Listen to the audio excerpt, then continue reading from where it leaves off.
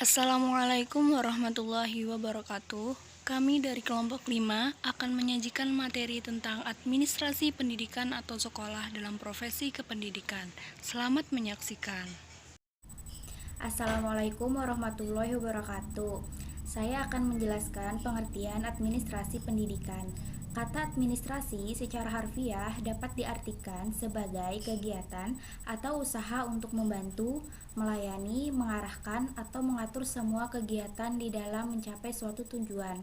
Administrasi pendidikan juga diartikan sebagai keseluruhan proses pengelolaan dan pengendalian usaha kerja sama sejumlah orang pada lembaga pendidikan, yaitu seperti kepala sekolah, guru, murid, karyawan, bahkan orang tua murid dengan mendayagunakan berbagai sumber dan metode serta alat tertentu untuk mencapai tujuan pendidikan secara efektif dan efisien. Sekian dari saya, terima kasih. Assalamualaikum warahmatullahi wabarakatuh. Saya Pipin Widiawati. Di sini saya akan menjelaskan mengenai fungsi administrasi pendidikan di sekolah. Fungsi dari administrasi pendidikan di sekolah yang pertama yaitu perencanaan atau planning. Perencanaan atau planning ini merupakan salah satu fungsi dalam kegiatan yang akan mengalami kesulitan bahkan kegagalan dalam mencapai tujuan yang telah ditetapkan. Perencanaan ini berarti memikirkan tentang penghematan biaya, tenaga, dan waktu, juga untuk membatasi kesalahan-kesalahan yang mungkin terjadi atau dihadapi nantinya. Langkah-langkah dalam perencanaan ini ada beberapa. Yang pertama yaitu menentukan tujuan yang ingin dicapai. Yang kedua, mengidentifikasi masalah atau pekerjaan yang akan dilakukan. Yang ketiga, menghimpun data dan informasi yang diperluaskan. Yang keempat, memutuskan tahapan-tahapan kegiatan. Dan yang terakhir itu merumuskan bagaimana masalah yang dihadapi nantinya, menyelesaikan masalah tersebut itu seperti apa atau bagaimana tahapan pekerjaan yang dilakukan dalam menghadapi masalah. Di samping dari langkah-langkah tadi, perencanaan ini juga memiliki beberapa persyaratan yang harus diperhatikan. Yang pertama yaitu tujuannya harus jelas. Jadi tidak abu-abu, tidak buram gitu. Tujuannya tuh memang harus jelas dan gamblang. Yang kedua, harus bersifat sederhana, realitas dan praktis. Jadi tidak membebankan pihak manapun atau menyulitkan diri sendiri dalam pencapaian tujuan tadi. Yang ketiga, harus terperinci dan memuat segala uraian serta identifikasi tindakan dan mudah dipedomani dan dijalankan. Jadi itu enggak yang muter-muter gitu kegiatannya, dan memang harus rinci, semua perinciannya tuh ada tanpa ada yang ditutup-tutupi. Yang keempat, bersifat fleksibel, maksudnya tuh menyesuaikan dengan keadaan, dapat disesuaikan dengan keadaan. Yang kelima yaitu menghindari adanya duplikasi atau overlapping. Jadi kegiatannya itu tidak terdabling. Misalkan kita sudah melakukan nih tujuannya ini gitu, terus di tahap selanjutnya kita melakukan ini lagi, kan jadinya dua kali dan itu tidak akan memaksimalkan proses kegiatan. Yang kedua, fungsi dari administrasi ini yaitu pengorganisasian atau organizing. Nah, pengorganisasian ini merupakan aktivitas menyusun dan membentuk hubungan-hubungan kerja antara orang-orang sehingga terwujud suatu kesatuan usaha dalam mencapai tujuan yang telah ditetapkan. Pengorganisasian ini juga dapat diartikan sebagai pengaturan penyelesaian kegiatan berdasarkan aturan yang berlaku. Jadi kita mengumpulkan orang-orang yang memiliki satu tujuan dengan kita. Jadi dalam proses pengerjaannya pun tidak terjadi masalah atau perdebatan mengenai perbedaan pendapat. Ya, setidaknya meminimalisir perbedaan pendapat tersebut. Nah, dalam praktik kegiatannya dapat diperoleh atau ditemukan keteraturan dalam pelaksanaan tugas berdasarkan tanggung jawab setiap personalnya. Nah, jaringan kegiatannya ini meliputi pengelolaan personal, sarana, distribusi tugas dan tanggung jawab, dan wewenang yang berwujud sebagai suatu badan pengelolaan. Jadi, diperlukan yang pertama itu mengidentifikasi serta menggolong-golongkan tugas dan tanggung jawab. Jadi bagaimana mana yang tugas yang seharusnya dikerjakan oleh yang mampu dan mana yang kurang gitu kinerjanya, jadi bisa dibagi seperti itu. Yang kedua, menentukan dan mendistribusikan ketenangan tugas, tanggung jawab, dan wewenang. Jadi didistribusikanlah tanggung jawab dan wewenangnya masing-masing seperti itu. Yang ketiga, merumuskan aturan-aturan dalam hubungan kerja. Jadi di organisasi ini juga seperti membuat peraturan bagaimana apa yang harus dikerjakan, apa yang tidak boleh, apa yang harus dilakukan, apa yang enggak gitu. Selanjutnya, adanya kesempatan yang sama bagi semua anggota. Jadi semua anggota itu memiliki hak yang sama dalam mengemukakan pendapatnya gitu, untuk mencapai tujuan bersama yang di awal tadi yang sudah kita rencanakan seperti itu.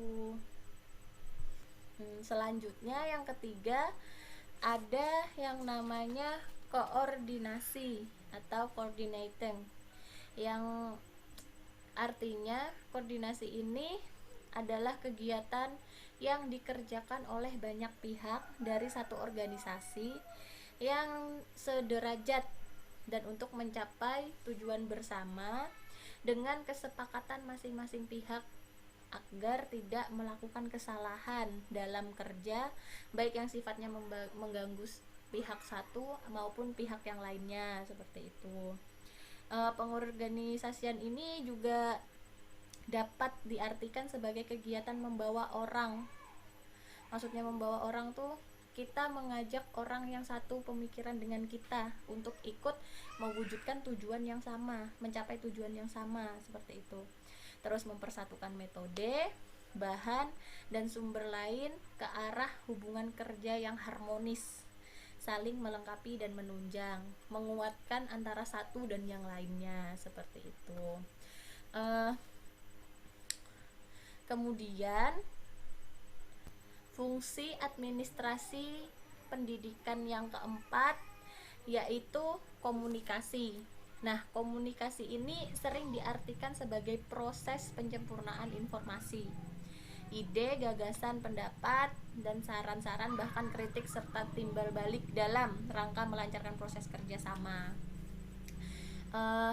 Karena dalam kegiatan komunikasi ini memerlukan adanya motivasi atau pemberian motivasi gitu, saling menguatkan, saling memberi masukan antara satu yang lain.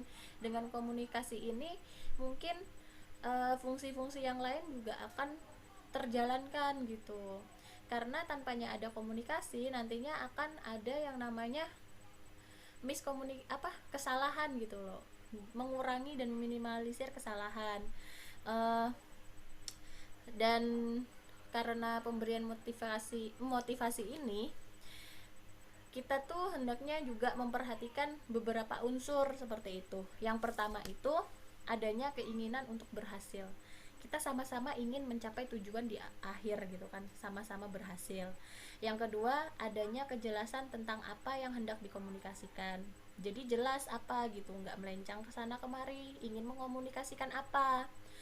Yang ketiga, keyakinan bahwa yang dianjurkan membawa hasil positif. Jadi kalau misalkan yang kita ingin capai itu memiliki hasil positif, itu kita harus banyak-banyak berkomunikasi. Kenapa? Karena agar ya tadi itu menguranginya kesalahan atau perdebatan gitu. Jadi saling menghargai pendapat orang lain. Yang keempat, adanya keinginan untuk menentukan, menolak ataupun menerima apa yang dikomunikasikan atau yang dianjurkan. Nah, maksudnya ini memilah gitu loh dari komunikasi tadi, mana yang baik, mana yang buruk, dan mana yang seharusnya diterima, mana yang tidak, tapi dengan cara yang baik. Nah, mungkin itu saja yang dapat saya sampaikan. Fungsi administrasi pendidikan akan dilanjutkan oleh Taibatul. Assalamualaikum warahmatullahi wabarakatuh. Baiklah, di sini saya akan melanjutkan penjelasan dari Pipin, yaitu mengenai fungsi administrasi pendidikan di sekolah. Selanjutnya yaitu nomor 5, supervisi atau pengawasan. Supervisi atau pengawasan di sini ya, artinya itu kegiatan untuk memonitor atau mengawasi, mengobservasi dan melihat untuk membandingkan apakah kegiatan yang sudah dilakukan itu sudah sesuaikah dengan apa yang seharusnya dilakukan. Nah, dengan arti lainnya juga, pengawasan di sini berarti mengukur tingkat efektivitas kerja personel dan tingkat efisiensi penggunaan metode dan alat dalam mencapai tujuan. Nah, dengan kegiatan pengawasan, maka kita dapat menilai sejauh mana tujuan yang dapat dicapai dan juga dapat mengetahui hambatan-hambatan, masalah-masalah yang dihadapi dalam pelaksanaan tugas. Nah, fungsi supervisi atau pengawasan yang terpenting itu yaitu menentukan kondisi apakah yang diperlukan. Yang kedua, memenuhi atau melengkapi syarat-syarat yang diperlukan. Selanjutnya yang nomor 6, kepegawaian atau staffing. Nah, kepegawaian atau staffing ini agak berbeda dengan fungsi administrasi lainnya karena kepegawaian yang di sini ini menjadi penekanan ialah personal atau orang itu sendiri. Nah, aktivitas yang dilakukan oleh kepegawaian antara lain menentukan, memilih, menempatkan, dan membimbing personal atau orang tersebut. Kegiatan-kegiatan kepegawaian yaitu memberikan motivasi kepada para pegawai agar selalu bekerja giat, memberikan kesejahteraan pegawai, memberikan penghargaan atas jasa-jasa mereka, memberikan bimbingan agar lebih maju, dan memberikan kesempatan untuk mengupgrade diri lebih banyak lagi, serta menyikapi masalah pemberhentian dan pensiun pegawai. Ya, dan yang terakhir, fungsi administrasi yaitu pembiayaan atau budget. Nah, pembiayaan atau budget ini sangat penting dalam setiap organisasi karena masalah pembiayaan ini harus mulai dipikirkan sejak pembuatan perencanaan atau planning sampai dengan pelaksanaannya. Beberapa hal yang perlu diperhatikan dalam fungsi pembiayaan ini yaitu perencanaan tentang berapa biaya yang diperlukan, yang kedua dari mana dan bagaimana biaya yang ini diperoleh atau diusahakan, dan yang ketiga, bagaimana penggunaan biaya tersebut. Yang keempat, siapa yang akan melaksanakan pembiayaan tersebut. Yang kelima, bagaimana membukukan dan mempertanggungjawabkannya dalam pembiayaan tersebut. Dan yang keenam, bagaimana mengawasi pembiayaan tersebut. Mungkin itu saja yang dapat saya sampaikan. Terima kasih atas perhatiannya. Assalamualaikum warahmatullahi wabarakatuh.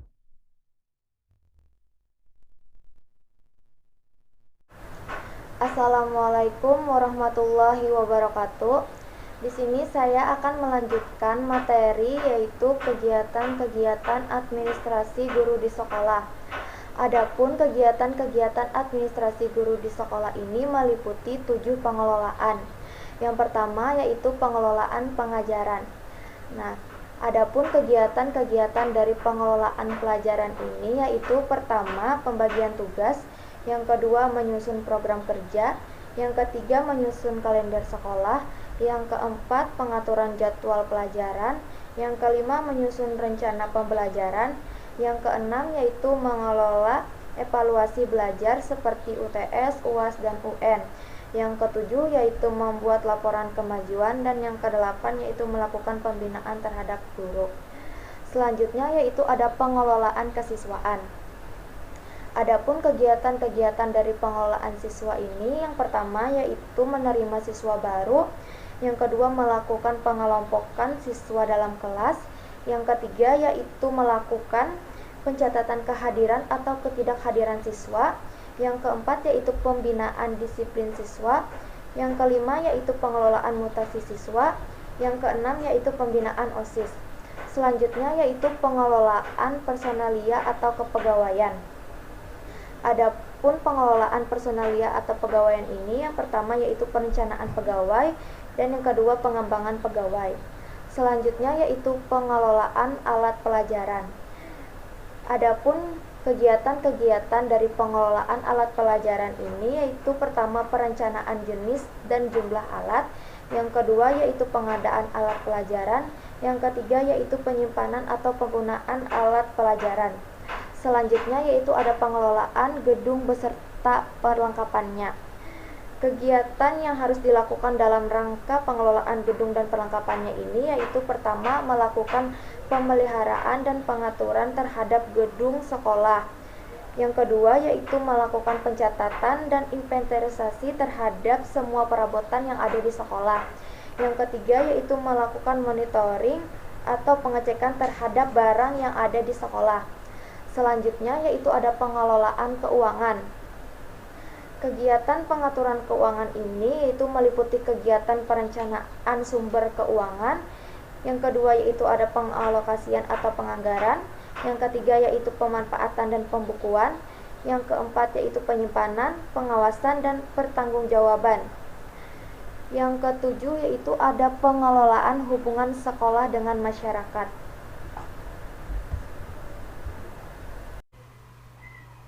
Assalamualaikum warahmatullahi wabarakatuh.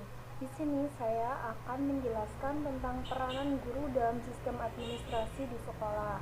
Nah, peran guru dalam sistem administrasi di sekolah ini terbagi dalam 3 kegiatan. Yang pertama, kegiatan administrasi kurikulum, yang kedua, kegiatan administrasi peserta didik, dan yang ketiga adalah administrasi keuangan. Administrasi kurikulum, yang pertama kita bahas.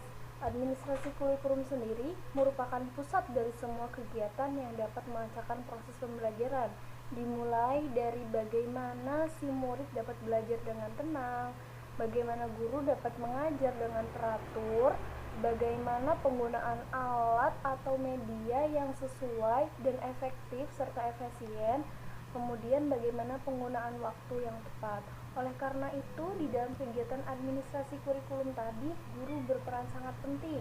Nah, di antaranya ada 4, peran guru sebagai implementers, yang kedua adapters, yang ketiga developers, dan yang keempat adalah researcher. Ada yang tahu keempatnya? Nah, jadi implementers ini guru berperan sebagai orang yang mengimplementasikan atau orang yang menerapkan kurikulum yang telah ditetapkan. Kalau adapters adalah guru berperan sebagai orang yang menyesuaikan. Selain tadi menerapkan, guru juga bertanggung jawab untuk menyesuaikan bagaimana kebutuhan lokal atau kondisi sekolah tersebut. Dan yang ketiga ada developers, yaitu guru berperan sebagai orang yang mengembangkan. Mengembangkan di sini maksudnya yaitu mengembangkan kurikulum dengan strategi pembelajaran apa yang cocok untuk siswa-siswanya. Dan yang keempat adalah researcher. Researcher di sini guru sebagai peneliti. Meneliti berbagai komponen kurikulum yang telah dilakukan apakah telah tepat dan sesuai, juga meneliti strategi pembelajaran yang digunakan apakah telah cocok, dan juga mengumpulkan data tentang siswa-siswa yang berhasil mencapai target sesuai kurikulum. Selanjutnya, yaitu peranan guru dalam administrasi peserta didik atau kesiswaan. Dapat dilihat di PowerPoint bahwa di sini guru berperan sebagai yang pertama, panitia penerimaan siswa, yang kedua, pengaturan kehadiran siswa di kelas, yang ketiga, membuat agar para siswa cepat beradaptasi dengan lingkungan sekolah, yang keempat, memotivasi siswa, yang kelima, menciptakan disiplin sekolah. Selanjutnya, peran guru dalam administrasi keuangan. Guru di sini berperan sebagai membuat file keuangan sesuai dengan dana pembangunan, membuat laporan data usulan pembayaran gaji, rapel ke pemerintah kota, dan membuat pembukuan penerimaan serta penggunaan dana pembangunan. Yang ketiga, membuat laporan dana pembangunan pada akhir tahun anggaran dan laporan tribulan dana bantuan operasional sekolah. Yang keempat, membuat laporan rancangan anggaran pendapatan bantuan sekolah, dan yang kelima, menyetorkan pajak PPN dan PPh. Sekian dari saya, dilanjutkan oleh materi setelahnya. Macam sistem administrasi dalam pendidikan. Yang pertama, administrasi sarana dan prasarana. Administrasi sarana dan prasarana pendidikan merupakan seluruh proses yang direncanakan dan diusahakan secara sengaja dan bersungguh-sungguh, serta pembinaan secara kontinu terhadap benda-benda pendidikan agar senantiasa siap pakai dalam proses belajar mengajar, sehingga proses belajar mengajar semakin efektif dan efisien guna membantu tercapainya tujuan pendidikan yang telah ditetapkan. Adapun sarana prasarana pendidikan, yang pertama, bangunan dan perabot sekolah. 2.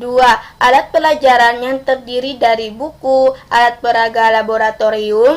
Yang ketiga, media pendidikan. Dan yang keempat adalah penampil dan media yang tidak menggunakan alat penampil. Kemudian yang kedua adalah administrasi personal. Administrasi personal merupakan seluruh proses kegiatan yang direncanakan dan diusahakan secara sengaja dan sungguh-sungguh, serta pembinaannya secara kontinu kepada para pegawai di sekolah, sehingga mereka dapat membantu atau menunjang kegiatan-kegiatan sekolah secara efektif dan efisien demi tercapainya tujuan pendidikan yang telah ditetapkan. Administrasi personal dapat diartikan suatu cabang administrasi yang khusus untuk menitik beratkan perhatiannya kepada soal-soal kepegawaian. Assalamualaikum warahmatullahi wabarakatuh. Nama saya Erna Rahmawati. Saya akan menjelaskan hak, kewajiban, dan tanggung jawab guru dalam sistem administrasi pendidikan. Yang pertama yaitu guru memperoleh penghasilan yang sesuai dan jaminan kesejahteraan sosial. Yang kedua yaitu mendapatkan promosi seperti naik jabatan dan mendapatkan penghargaan sesuai dengan tugas dan prestasi kerjanya. Yang ketiga yaitu memperoleh perlindungan. Yang keempat memperoleh kesempatan untuk meningkatkan kompetensi pendidik. Yang kelima yaitu memperoleh dan memanfaatkan sarana dan prasarana pembelajaran. Gunanya itu untuk menunjang kelancaran tugas keprofesionalan. Yang keenam yaitu memiliki kebebasan dalam memberikan penilaian. Yang ketujuh yaitu memperoleh rasa aman dan jaminan keselamatan dalam melaksanakan tugasnya. Yang kedelapan yaitu memiliki kebebasan untuk berserikat dalam organisasi profesi. Yang kesembilan memiliki kesempatan untuk berperan dalam penentuan kebijakan pendidikan. Yang terakhir yaitu memperoleh kesempatan untuk mengembangkan dan meningkatkan kualifikasi akademik dan kompetensi. Nah, yang kedua yaitu kewajiban guru dalam kewajiban guru yaitu guru wajib untuk pengambilan inisiatif. Setelah itu yang kedua menegakkan kedisiplinan. Yang keempat membuat RPP. Yang keempat atau pembelajaran. Yang keempat yaitu untuk memperlancar kegiatan pendidikan, maka pembelajar harus mampu melaksanakan kegiatan administrasi. Yang kelima, orang yang berpengetahuan artinya ahli dalam mata pelajaran yang hendak ia sampaikan. Yang terakhir yaitu bertanggung jawab. Yang pertama, bertanggung jawab terhadap dunia profesinya. Yang kedua, bertanggung jawab atas pekerjaan apa yang dilakukannya. Yang ketiga, bertanggung jawab atas hasil profesi yang sudah dilaksanakannya. Artinya dia harus bekerja untuk mendatangkan hasil yang sebaik mungkin. Yang keempat, bertanggung jawab terhadap diri sendiri, terhadap masyarakat, dan terhadap Tuhan Yang Maha Esa. Setelah itu, bertanggung jawab dalam keadaan apapun, dia harus berani mengambil resiko untuk menegakkan kebenaran yang berhubungan dengan profesinya. Yang terakhir yaitu harus bertanggung jawab dalam memberikan laporan pertanggungjawaban ketika diminta dari pihak manapun tentang segala hal yang penuh ia laksanakan sesuai dengan profesinya. Itu saja yang dapat saya sampaikan. Terima kasih. Wassalamualaikum warahmatullahi wabarakatuh. Sekian dari kelompok kami. Jika ada salah kata, mohon dimaafkan. Wassalamualaikum warahmatullahi wabarakatuh.